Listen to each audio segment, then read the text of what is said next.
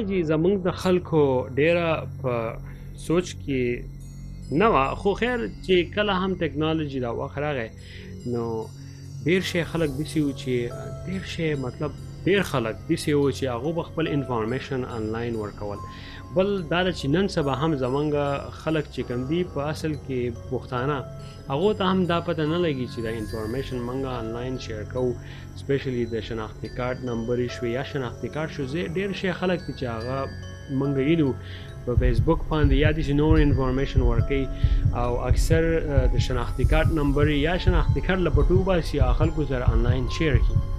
نو هغه چېرته ځي؟ خو هغه مطلب دا دی چې دغه کریمینل چې څوک دي دا انفارمیشن راغستی شي او د هغې په ترو باندې سیم کارت رغولی شي یا داسې نور انفارمیشن دي چې هغه آیډنټټي تیف کولی شي. او فنګر پرنټ چې دی هغه ډېر زیات اسان دی. نو هغې په ترو باندې مطلب دا دی چې موږ له پکار هم دا دي چې د انفارمیشن سیکیورټي موږ ډېره زیاته سیریس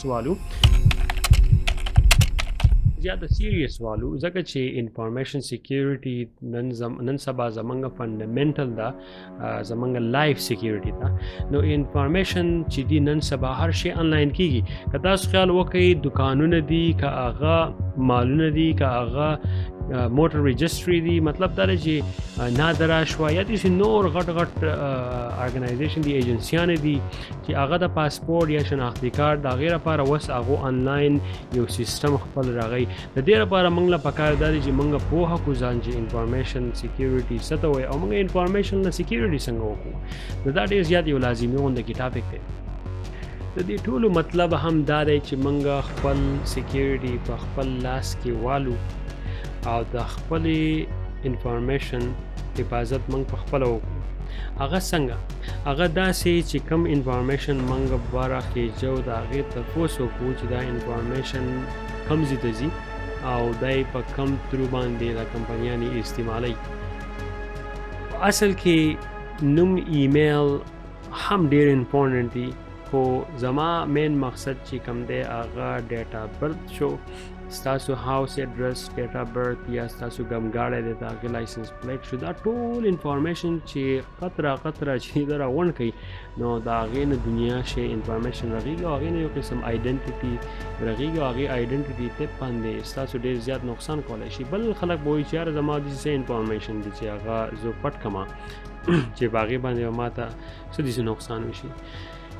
ستاسو کېدای شي ټایم خراب شي، داسې یو وخت راشي چې تاسو په یو کریټیکل ډیسیژن کې یا یو پلین رغوئ یا یو داسې کار کوئ چې په هغې کې حکومت سبا ورځې تاسو انوالو کوئ یا داسې یو قسم لا فولي یو کار کوئ او هغې کې ډاکومنټ ضرورت وي او هغه ډاکومنټ تاسو راوړئ او بل کس راشي وایي چې یاره تا خو په مخکې ورځو کې دا کار کړی دی، نو هغه تاسو به نه کړی، هغه بل یو آیډنټټي تپ چې دی هغه به راغلی کېدای شي هغه ستاسو په نوم باندې لون راغستی، قرضې راغستي د بینک نه یا د بل چا نه، ستاسو انفارمیشن یوز کړي.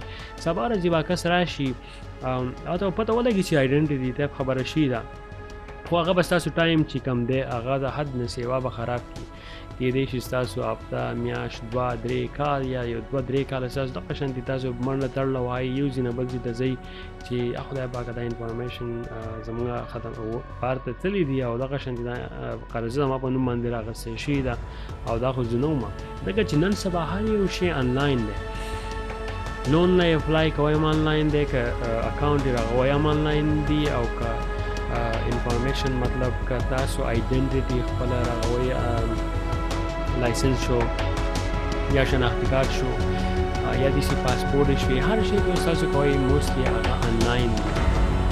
آنلاین د دې لپاره راوښتې دي چې هغه موږ ته اسانۍ پیدا کړي.